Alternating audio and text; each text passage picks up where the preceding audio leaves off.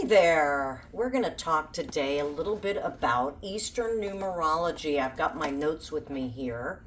Wanted to tell you a little bit about Ming Kwa numbers, otherwise known as birth star numbers, or your 9-star astrology.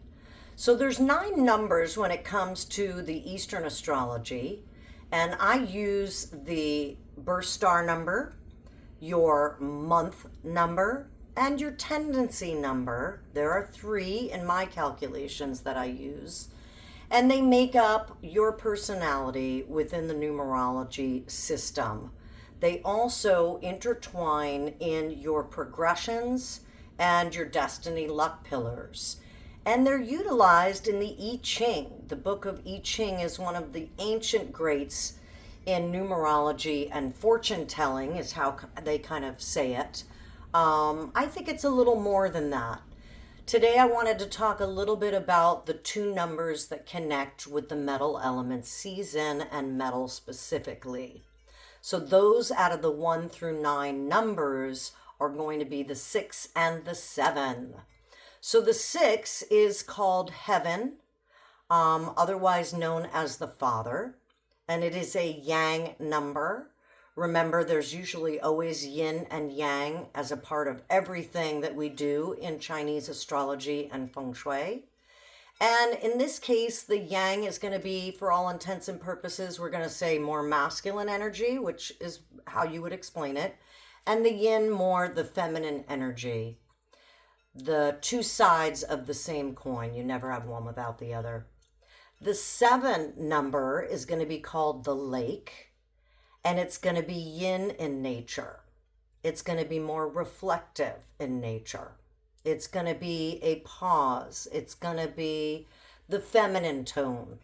Let me look at my notes again. When we're looking at it from the I Ching perspective, the 7 is going to be 1 broken line at the top, letting energy in, with 2 straight lines below. When we're looking at the 6 metal, it's going to be the 3 straight lines with no breaks in them, the yang lines. And it's very strong. When someone has the 6 heaven metal as their birth star number, I'm always reminding them, don't be so hard on yourself. So metal can be rigid in its imbalanced state. Same goes for the 6. And with the Father attached to that role, you can be hard on yourself. So you have to be mindful that you're giving and loving and receiving like the Father. And if you're going to be that parental hard parent on yourself, the Father, if you will, go gentle, go slow, go light on yourself. Don't listen too much to that judge and jury in your head. Know that metal is a conduit. It connects things. It's a creature of habit. It loves structure.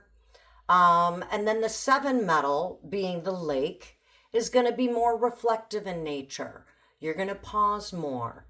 But the flip side of that is maybe people take your kindness for weakness, right? So you can see the balance of these 2 coming together as the feminine and the masculine. We need a little bit of both. So be reminded, if you have the 6 metal or the 7 metal in your chart, that it is the balance of both of those entities, the yin and the yang. Use the positive of both. That's going to be it for today on my numerology. If you'd like more on your own 9-star number, your Ming Kwa birth star number, please DM me for more. Thanks and have a great day.